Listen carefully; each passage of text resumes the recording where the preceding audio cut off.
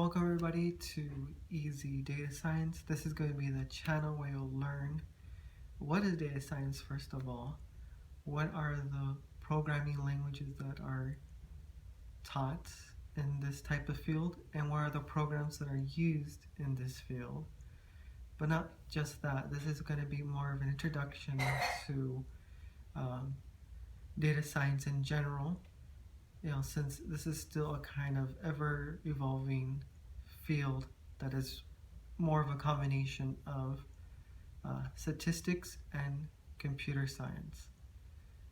So this is still a new career field that is ever changing again.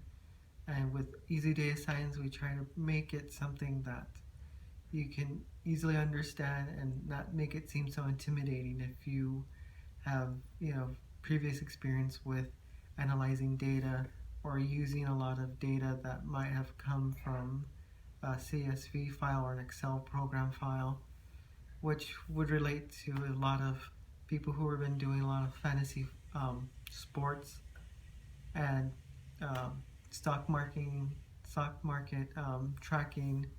So Easy Data Sciences tries to make all the difficult portions of this field into a more condensed,